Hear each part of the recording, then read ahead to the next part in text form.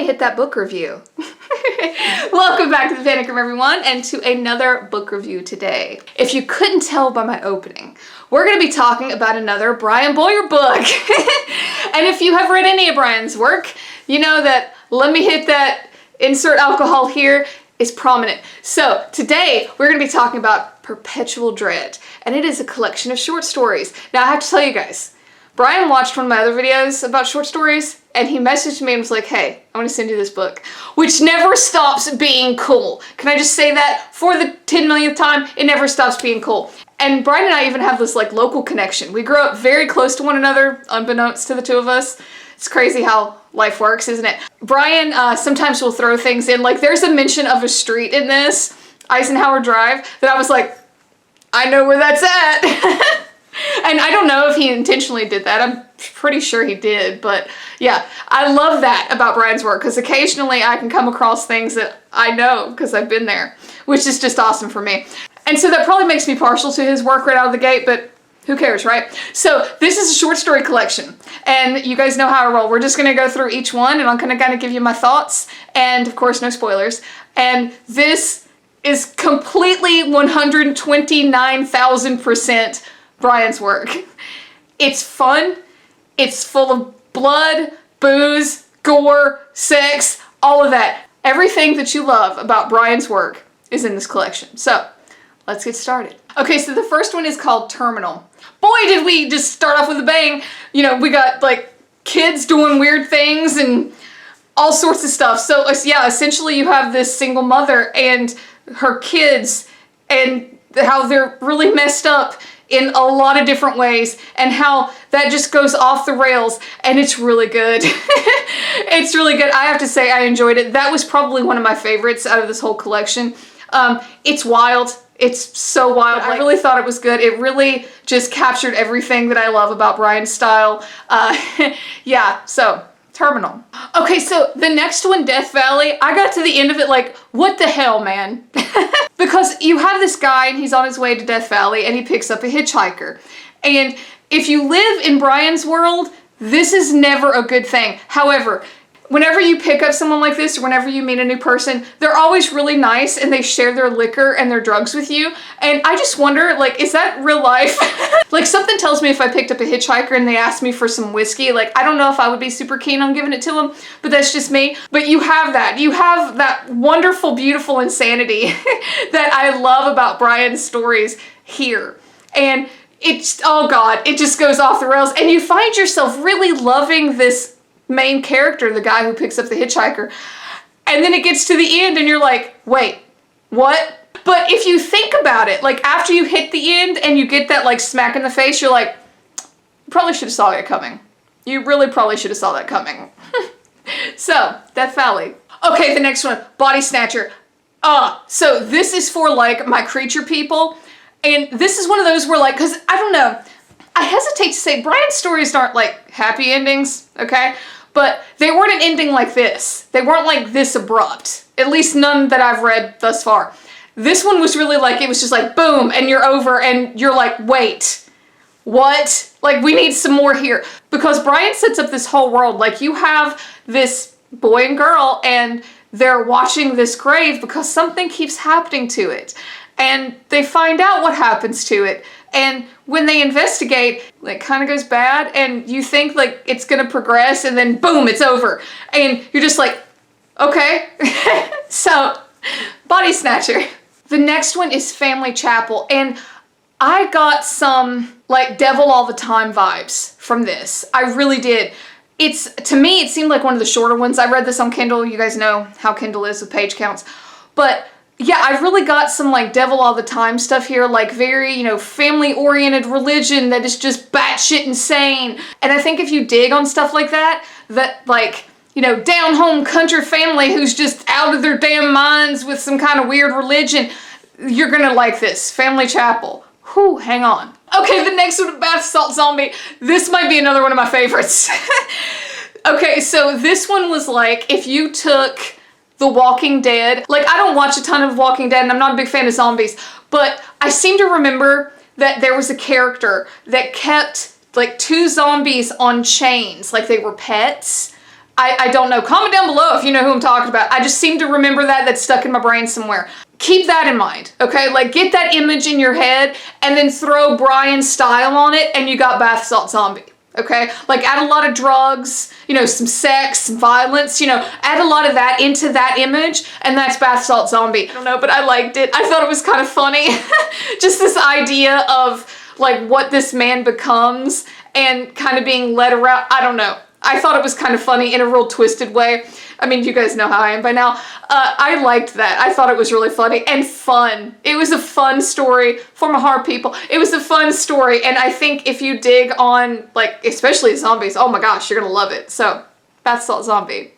Okay, the next one was Tattoo Magic, and all I can tell you is that it's about, like, kind of getting jilted, and this magic that revolves around a tattoo, and oh crap, was it good. Like, I didn't want to go get one of these tattoos, but boy, if I wouldn't love to, like, learn how to do this to people.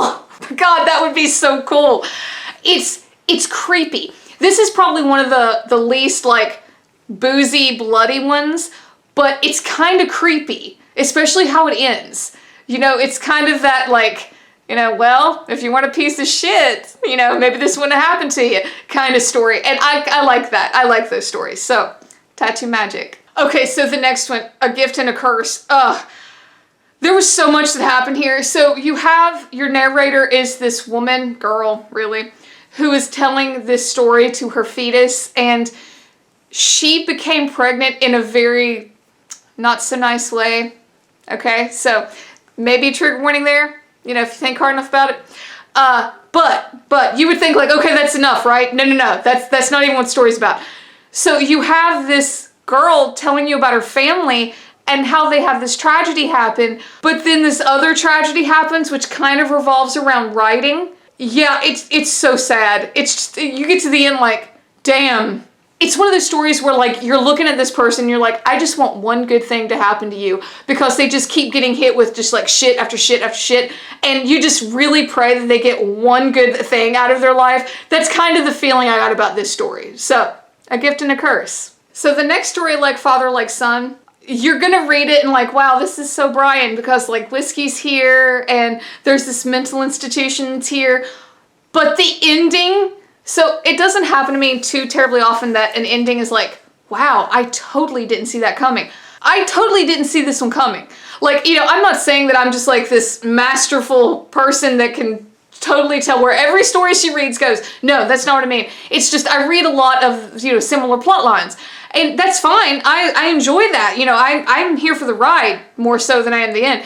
This is one of the stories I got to the end and I was like, damn, I should have seen that, and I didn't. And it was really, really well done. It was sad. It had whiskey in it. You know, all of that, you know, you could almost smell the cigarette smoke, just like you can in a lot of Brian stories. But yeah, I got to the end like, well, that makes sense. Why didn't I think of that? So it's one of those stories. Like Father, Like Son. Okay, so the next story is Drago. I think I'm saying it right. Drago's Crib. Yeah, this one was out there. It's kind of about ghosts. But I'm going to say that, you know, something bad happens to the dog. Brian handles it well, and it fits into the story. But I will tell you that as I was reading, I was like, please don't do that. Please don't do that. It wasn't his fault. Oh God, you're doing it. You know, stuff like that. So just keep that in mind. The people around this dog are either insane or just pure evil. And, you know, sadly, the dog kind of catches hell for the pure evil side of his family. But it kind of has a happy ending, because, you know, there's ghosts. So, Drago's Crib.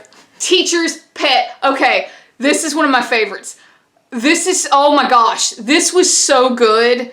So stinking good. So, you have this kid that's getting picked on, and he has, like, the shittiest home life ever, and he finds this book in a crack in his basement, and then antics ensue, and it's just got this smidge of Lovecraft to it. Not a lot, this smidge.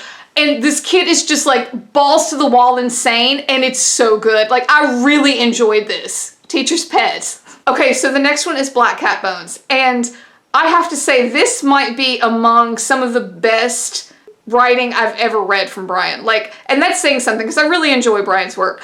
There was something almost magical about this story. it has its horrific parts, but I guess the whole tone of it, like, it's almost otherworldly.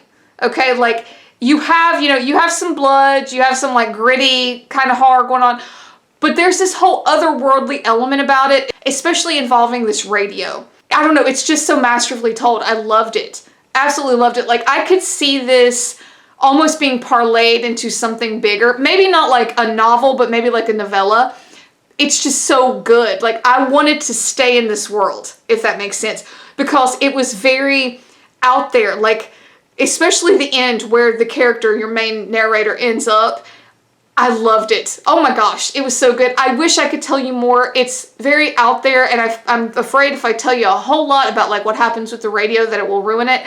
But you kind of start more like Brian-esque in a way, and then some like almost magical things happen, and you kind of go down this really meta path, and it's really awesome. Like, I can totally see tons of people enjoying this. So, Black Cat Bones.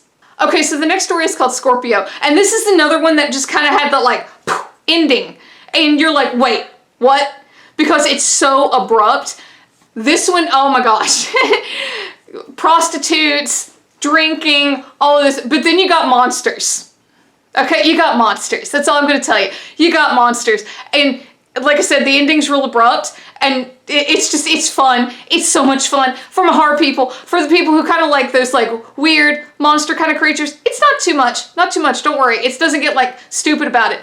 It's fun. It's so much fun. Like, it combines everything that you love about Brian, like when he talks about like, strip clubs and, prostitutes and all that. But then you got this element of just like, what the hell's happening? Why is there a monster? And these two things meeting, and oh my gosh, it's just good. It's so good. And honestly, I was kind of shocked, because usually Brian's like shoot 'em up main character guys kind of get a little bit more playtime than this one. So, it's kind of shocking in that regard.